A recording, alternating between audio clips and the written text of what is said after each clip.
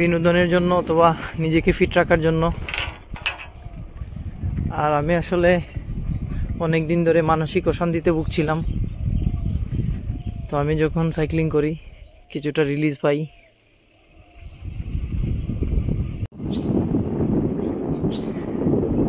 গত কয়েকদিন আগে আমার আম্মা মহান রবের ডাকে সাড়া দিয়ে আমাদের ছেড়ে চলে গেছেন, যে কারণে আসলে আমি মেন্টালি অনেকটা স্টেবল ছিলাম না।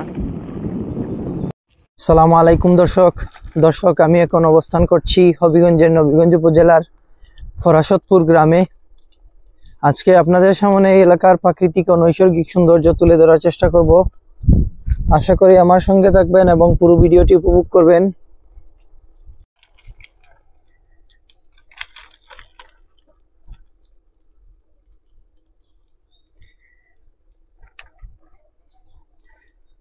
ভোরের মিষ্টি রোদ মাত্র দেখা দিতে শুরু করেছে।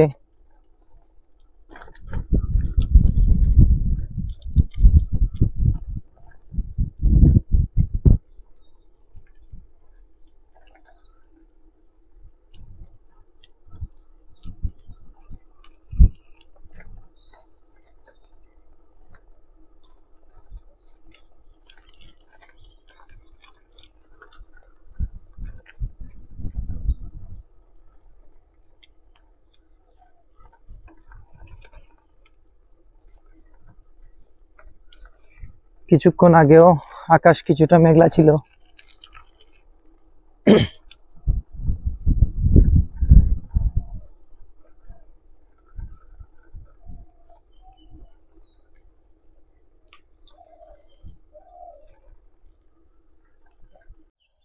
শীতকালীন সবজি চাষের জন্য জমি তৈরি করা হয়েছে, আর রাস্তার পাশে প্রচুর পরিমাণে শীতকালীন সবজির মাচা রয়েছে, যেগুলোতে মাত্র সবজি ধরা শুরু হয়েছে।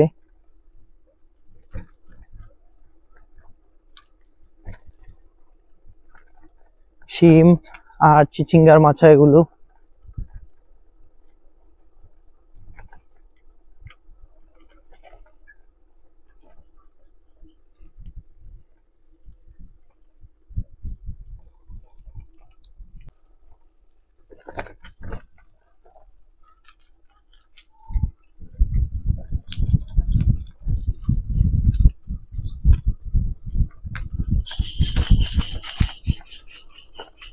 এখন শীতকালীন শাকসবজি চাষের জন্য উপযুক্ত সময়।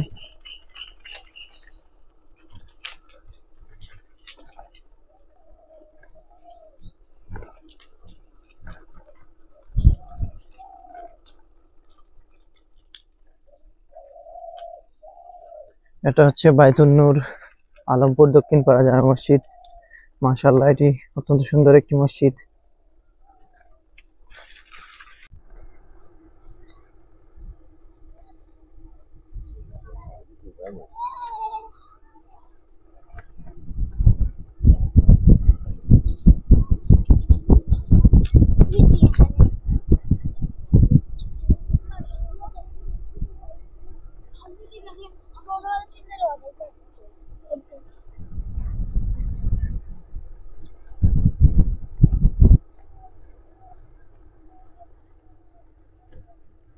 আমন ধান পাকার সময় হয়ে গেছে।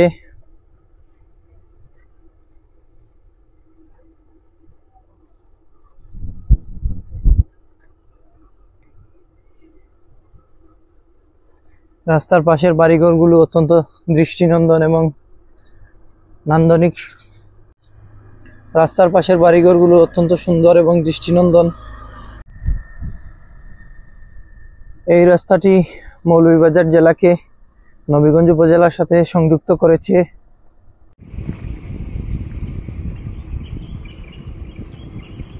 ভোরের আলো ফোটার সাথে সাথে বাংলাদেশের প্রকৃতি ও পরিবেশ অনন্য সুন্দর হয়ে ওঠে।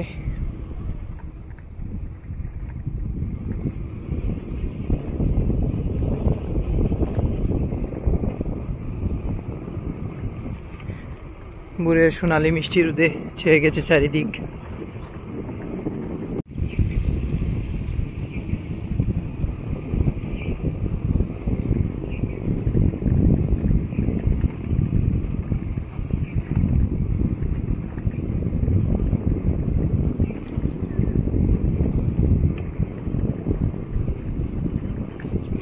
বিস্তৃত এলাকা জুড়ে শুধু ফসলের মাঠ।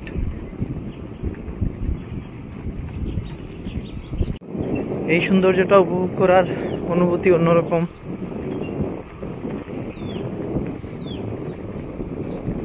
প্রতিদিন তাই নতুনপুরের সৌন্দর্য উপভোগ করার জন্য সাইকেল নিয়ে বের হই। এই দ্বিচক্র যানটি আমার প্রিয় সঙ্গী, আমার পথ চলার সঙ্গী।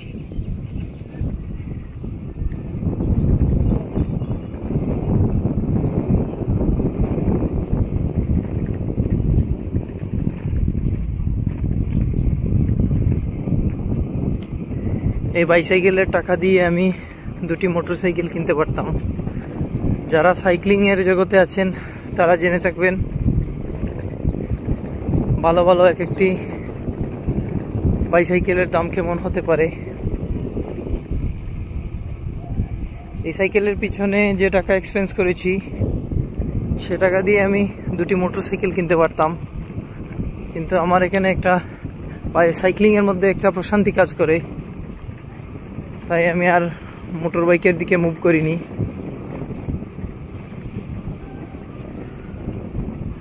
প্রতিদিন নতুনপুরকে উপভোগ করার জন্য এই সাইকেল নিয়ে বের হই।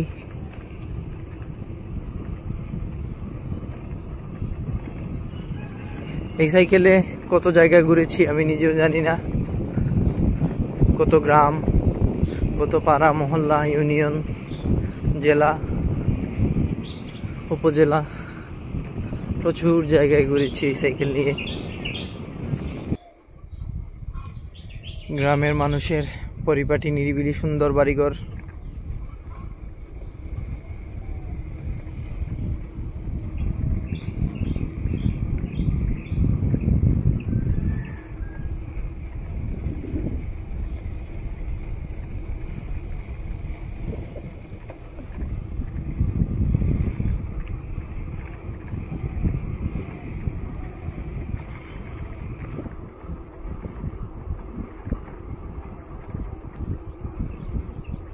আমি ভবিষ্যতের কথা বলতে পারি না, কিন্তু আমি যতদিন সুস্থ আছি, ভালো আছি, আমি ট্রেকে থাকবো।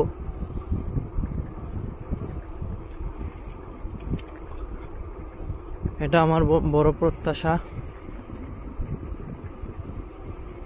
আমি ভবিষ্যতের কথা বলতে পারি না, আগামীর কথা বলতে পারি না, কিন্তু আমি যতদিন সুস্থ আছি, ভালো আছি, আমি ট্রেকে থাকবো, আমি সাইক্লিং এর জগতে থাকবো,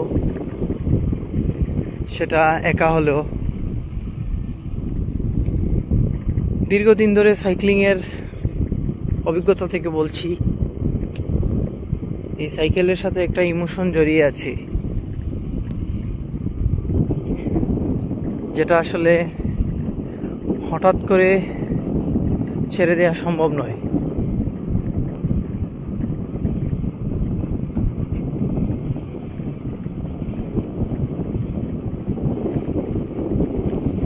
যে কারণে দীর্ঘদিন ধরে হোক সকাল, বিকেল অথবা রাতে একবার সাইক্লিং করার চেষ্টা করি, দিনের যে কোনো সময়ে।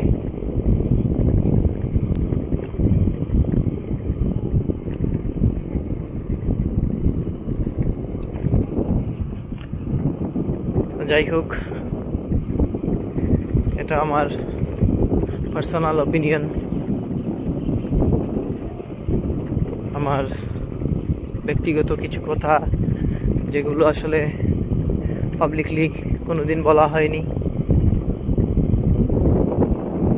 অথবা দীর্ঘদিনের সাইক্লিং লাইফে কারোর সাথে শেয়ার করা হয়নি।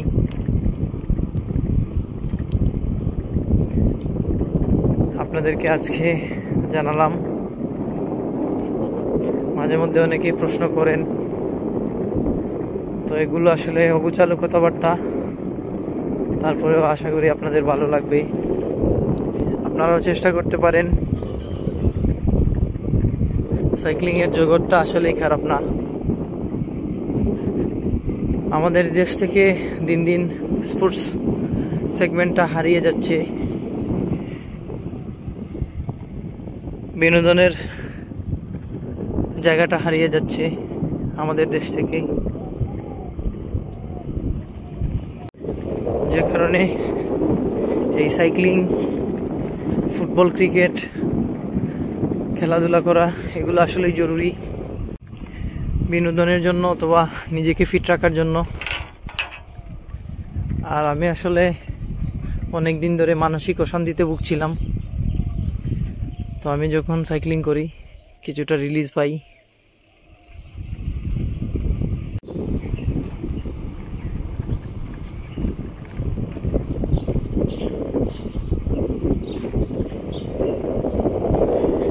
যারা আমাকে ব্যক্তিগতভাবে চিনেন তারা জানেন, আর হয়তো যারা জানেন না তাদের জন্য বলছি। গত কয়েকদিন আগে আমার আম্মা মহান রবের ডাকে সাড়া দিয়ে আমাদের ছেড়ে চলে গেছেন, যে কারণে আসলে আমি মেন্টালি অনেকটা স্টেবল ছিলাম না। এখনো আমি মেন্টালি মানে প্রিপেয়ার্ড না কিছু করার জন্য, তারপরেও এগুলো করি, নিজের কাজের পাশাপাশি সাইক্লিং করি। এই জায়গাটা থেকে আমি আসলে মানসিক অশান্তির যে জায়গা, সে জায়গা থেকে রিলিজ পাই যখন এই সাইক্লিংটা করি। কিছুটা সময় অন্য জগতে থাকতে পারি, এটা আসলে অত্যন্ত আনন্দদায়ক একটি কাজ। তো এই জন্য আপনাদেরকে বললাম সাইক্লিং করুন, অথবা যে কোনো স্পোর্টসের সাথে জড়িত থাকতে পারেন নিজেকে ফিট অথবা হেলদি রাখার জন্য, অথবা মানসিক প্রশান্তির জন্য। হ্যাঁ, অবশ্যই ইবাদত বন্দেগীর পাশাপাশি, কারণ হচ্ছে একজন মুসলিম হিসাবে আমাদের তো অবশ্যই আগে ফরজ কাজগুলো করতে হবে, তারপরে এটা। তো যাই হোক, ভালো থাকবেন, সুস্থ থাকবেন। ভিডিওটি আর দীর্ঘায়িত করছি না। আসসালামু আলাইকুম।